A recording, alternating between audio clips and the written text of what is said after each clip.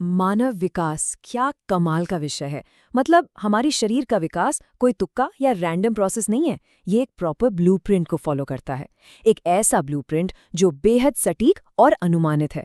आज के इस विश्लेषण में हम इसी ब्लूप्रिंट को डिकोड करने वाले हैं और समझेंगे कि एक बच्चा किन किन दिलचस्प चरणों से होकर गुजरता है। अब देखिए, ये विषय सिर्फ हमारी जनरल नॉलेज के लिए ही नहीं, बल्कि एग्जाम्स के नजरिए से भी एक गेम चेंजर है। अगर DSSB या किसी भी टीचिंग एग्जाम के पार्ट बी को देखें, तो चाइल्ड डेवलपमेंट एंड ग्रोथ एकदम फाउंडेशनल टॉपिक है।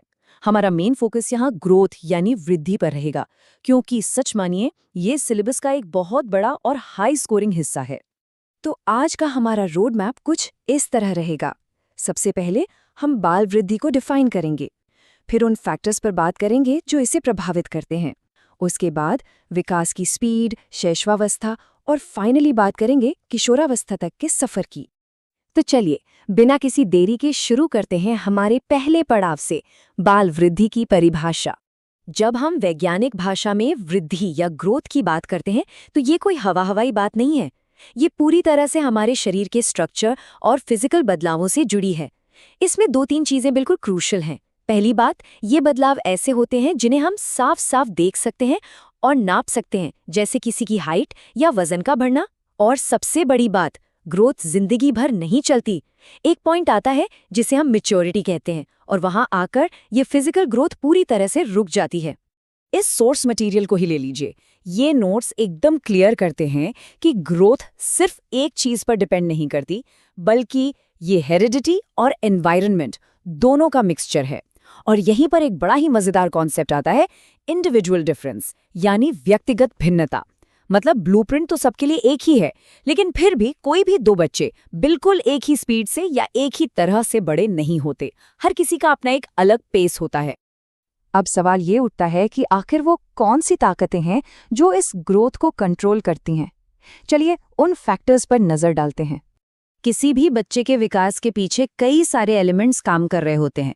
कहानी शुरू होती है जेनेटिक्स या आनुवंशिकता से, जो एक तरह से फाउंडेशन तय कर देती है। उसके बाद बाहरी फैक्टर्स रोल में आते हैं, जैसे माँ के गर्भ का वातावरण कैसा है, ये बहुत क्रिटिकल है। इसके अलावा जिंदगी में होने वाली घटनाएं, आसपास का माहौल, मेडिकल फैसिलिटीज और सबसे जरूरी चीज पोषण यानी न्यूट्रिशन, ये सब मिलकर ही तय करते हैं कि शरीर अपनी जेनेटिक क्षमता को कितना अचीव कर पाएगा। जो लोग एग्जाम्स की तैयारी कर रहे हैं, उनके लिए इन कीवर्ड्स को इसी द्विभाषी या हिंग्लिश रूप में याद रखना काफी स्मार्ट मूव रहेगा। हेरिडिटी फैक्टर या एनवायरनमेंट इन मदर्स वूम जैसे टर्म्स सीधे सीधे मल्टीपल चॉइस सवालों में पूछ लिए जाते हैं, तो इन्हें अच्छे से दिमाग में बिठा लेना ही बेहतर है। अब फाउंडेशन तो समझ आ गया, लेकिन क्या ये ग्रोथ हमेशा एक ही स्पीड से चलती है? आइए विकास की गति के इस टाइमलाइन को समझते हैं। इस पूरे प्रोसेस को समझने के लिए हम एक बच्चे की जिंदगी को 4 साफ हिस्सों में बांट सकते हैं। जन्म से 2 साल तक शैशवावस्था यानी इन्फेंसी, 2 से 6 साल तक अर्ली चाइल्डहुड, 6 से 12 साल तक लेटर चाइल्डहुड, और फिर 12 से 19 साल तक एडोलेसेंस यानी किशोरावस्था। अगर हम इन अलग अलग स्टेजेस में ग्रोथ की स्पीड को देखें, तो एक बड़ा ही दिलचस्प पैटर्न नजर आता है। शुरुआत के 0 से 2 सालों में ग्रोथ लिटरली बहुत तेज होती है। फिर 2 से 6 साल में ये तेज तो रहती है, लेकिन सबसे इंटरेस्टिंग फेज आता है 6 से 12 साल के बीच। यहाँ ग्रोथ अचानक से धीमी पड़ जाती है और एक प्लेटो या पठारीय अवस्था में आ जाती है, एक तरह का ठहराव। और फिर किशोरावस्था आते ही ग्रोथ की स्पीड दोबारा से एक विस्फोटक उछाल लेती है ना कमाल की बात? एग्जाम्स के लिहाज से ये प्लेटो स्टेज या पठारी अवस्था एक बहुत ही इंपॉर्टेंट कीवर्ड है। इसका मतलब ये बिल्कुल नहीं है कि विकास रुक गया है, बस होता यह है कि शरीर अपनी स्पीड थोड़ी कम कर देता है ताकि अब तक जो ग्रोथ हुई है उसे वो और मजबूती दे सके। चलिए अब जरा और गहराई में चलते हैं और शुरुआत करते हैं सबसे तेज फेज से, शैशवावस्था और प्रारंभिक बाल्यावस्था। इन्फेंसी या शैशवावस्था में बदलाव इतनी तेजी से आते हैं कि लगता है जैसे बच्चा हर दिन बदल रहा है, और ये सब एक फिक्स पैटर्न में होता है। सबसे पहले एक बच्चा अपने सिर को कंट्रोल करना सीखता है, फिर वो रोल ओवर करना या पलटना शुरू करता है। उसके बाद बिना सहारे बैठना, फिर क्रॉल करना या घुटनों के बल चलना, खड़े होना और फाइनली चलना। ये सीक्वेंस दुनिया के लगभग हर बच्चे के लिए एकदम सेम रहता है।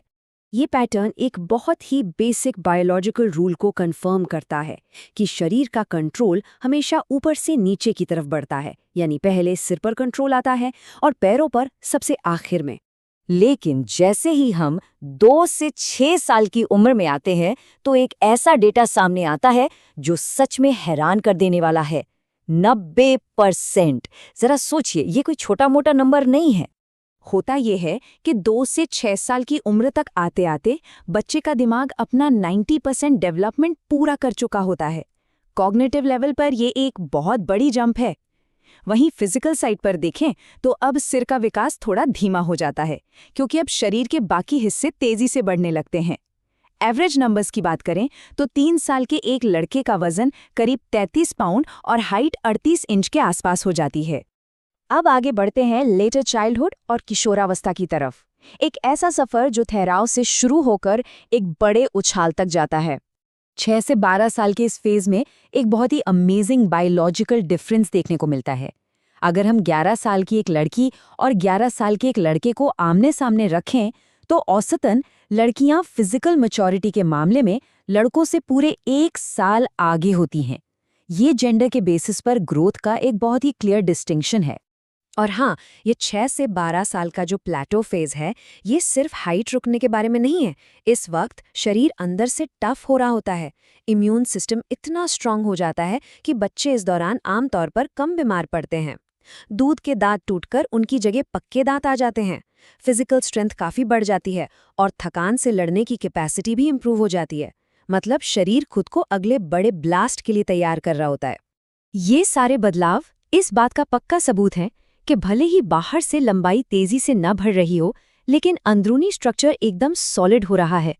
शरीर अब ज्यादा फिजिकल और मेंटल स्ट्रेस झेलने के लिए रेडी हो चुका है। और फिर एंट्री होती है एडोलेसेंस यानी किशोरावस्था की। वर्ल्ड हेल्थ ऑर्गेनाइजेशन के हिसाब से ये 10 से 19 साल तक का वो तूफानी समय है जब शरीर में हार्मोनल और फिजिकल बदलावों की मानो बाढ़ सी आ जाती है।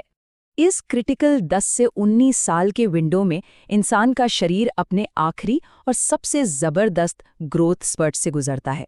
हाइट और बॉडी स्ट्रक्चर में अचानक से एक बहुत तेज़ उछाल आता है।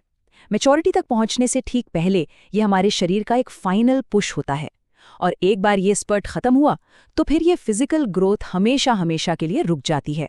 तो हमने देखा कि कैसे हमारा शरीर इन्फेंसी से लेकर किशोरावस्था के उस आखिरी ग्रोथ स्पर्ट तक एक सेट ब्लूप्रिंट को फॉलो करता है। लेकिन यहाँ एक बड़ा ही दिलचस्प सवाल छूट जाता है। जब ये फिजिकल ग्रोथ हमेशा के लिए रुक जाती है, उसके बाद क्या होता है? एक बार जब हम फुल अडल्टहुड में आ जाते हैं तो शरीर के अंदर कौन से नए फिजियोलॉजिकल बदलाव शुरू होते हैं? विकास की ये कहानी वहां जाकर क्या नया मोड़ लेती है, ये सोचने वाली बात है। आज के इस एक्सप्लेनर में हमारे साथ जुड़ने के लिए बहुत बहुत शुक्रिया। उम्मीद है ये विश्लेषण काफी इंसाइटफुल रहा होगा।